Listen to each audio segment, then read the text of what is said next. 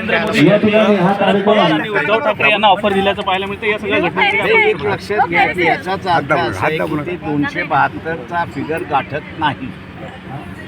तो जर फिगर त्यांनी गाठला असता तर त्यांनी महाराष्ट्रामध्ये उद्धव ठाकरे आणि शरद पवार यांना ऑफर दिली की तुम्ही या, नाही आलात तर तुमच्यावर काय कारवाई करतो तेवढी बघा.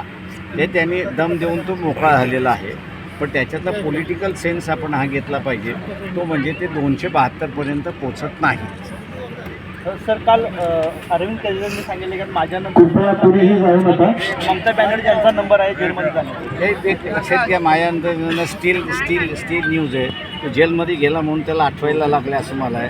माझ्या अंदाजानं 2 महिन्यापूर्वी अनेक नेत्यांनी असणारे व्यक्त केलं होतं की BJP परत आली.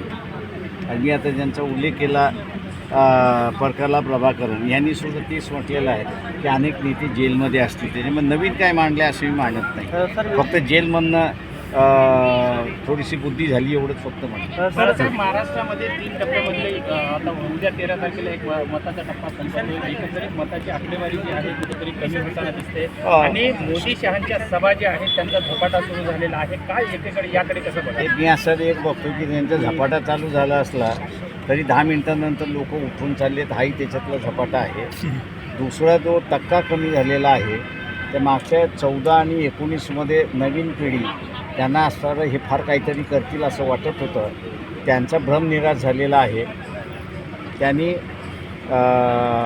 काँग्रेसवाल्यांना त्यावेळेस शिव्या दिल्या होत्या, माफ करणार नाही असं त्यावेळेस म्हणाले होते. आणि म्हणून ते आता मतदान करत नाही अशी परिस्थिती आहे. हा सगळा लॉस भारतीय जनता पक्षाचा असून त्या ठिकाणी अर्थव्यवस्था जी आहे ती कम्पेअर करताना लोकांना सांगितलं की पंतप्रधानाचं धोरण आणि एखाद्या व्यसनाधीन असणाऱ्या माणसाचं धोरण हे सारखं आहे. थँक्यू.